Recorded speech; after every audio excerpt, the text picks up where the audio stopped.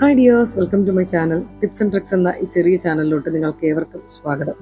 ഈ ചാനൽ നിങ്ങൾ ആദ്യമായിട്ടാണ് കാണുന്നതെങ്കിൽ ചാനൽ സബ്സ്ക്രൈബ് ചെയ്യാനും ലൈക്ക് ചെയ്യാനും വീഡിയോയുടെ ബെല്ലൈക്കൺ ഇനേബിൾ ചെയ്യാനും അതുപോലെ വീഡിയോ മറ്റുള്ളവരിലേക്ക് ഷെയർ ചെയ്യാനും മറക്കരുത്. ഈ ചെറിയ ചാനൽ നിങ്ങളുടെ സപ്പോർട്ട് കൊണ്ട് വളരണമെന്ന് വളരെയധികം ആഗ്രഹിക്കുന്നുണ്ട്. നിങ്ങളുടെ സപ്പോർട്ട് പ്രതീക്ഷിക്കുന്നു.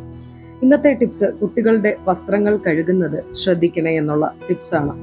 വസ്ത്രങ്ങൾ വേർതിരിക്കുക. കുട്ടികളുടെ വസ്ത്രങ്ങൾ വലിയവരുടെ വസ്ത്രങ്ങളിൽ നിന്നും വേർതിരിച്ചു മാത്രം കഴുകുക. അങ്ങനെയുള്ള മാലിന്യങ്ങളും ശക്തമായ കെമിക്കലുകളും കലരുന്നത് നിങ്ങൾക്ക് ഒഴിവാക്കാം. മൃദുവായ സോപ്പ്, ഡിറ്റർജന്റ് ഉപയോഗിക്കുക.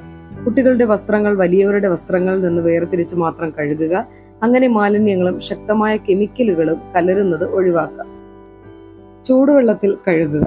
നേരിയ ചൂടുള്ള വെള്ളം ഉപയോഗിക്കുന്നത് രോഗാണുക്കളെ നശിപ്പിക്കും. പ്രത്യേകിച്ചും ന്യൂബോൺ ബേബീസ് ഹൈജീൻ വളരെ പ്രധാനമായിട്ടുള്ള കാര്യമാണ്. വെയിലത്ത് ഉണക്കുക. സാധ്യമായിടത്ത് സൂര്യപ്രകാശത്തിൽ ഉണക്കുക. UV റൈസ് കൊണ്ട് രോഗങ്ങൾ ഇല്ലാതാകും. ഡ്രയർ ഉപയോഗിച്ചാൽ വസ്ത്രം പൂർണ്ണമായും ഉണങ്ങിയിട്ടുണ്ടെന്ന് ഉറപ്പാക്കുക.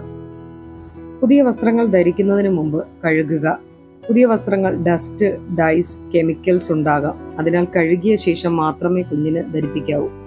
കറകൾ, പാൽ, ഭക്ഷണം, മലം നീക്കം ചെയ്യാൻ വേണ്ടിയിട്ട് ഉടൻ തന്നെ തണുത്ത വെള്ളത്തിൽ കഴുകി മൈൽഡ് സോപ്പ് വെള്ളത്തിൽ ചെറിയ സമയം മുക്കിയ ശേഷം മെഷീൻ ഹാൻഡ് വാഷ് ചെയ്യും.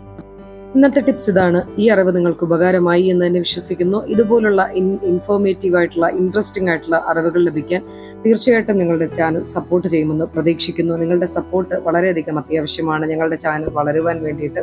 തീർച്ചയായിട്ടും നമ്മുടെ കമന്റിലൂടെ നിങ്ങളുടെ അഭിപ്രായങ്ങൾ, നിർദ്ദേശങ്ങൾ കമന്റിലൂടെ നിങ്ങൾ അറിയിക്കുക. അതുപോലെ നിങ്ങളുടെ സ്നേഹവും കമന്റിലൂടെ അറിയിക്കുക. ഇനി അടുത്ത് ഏത് വീഡിയോ ആവശ്യമാണ് എന്നുള്ളതും കമന്റിലൂടെ രേഖപ്പെടുത്താൻ മടിക്കരുത്. ഇനിയും കാണുന്നത് വരേക്കും താങ്ക് യു സോ മച്ച്.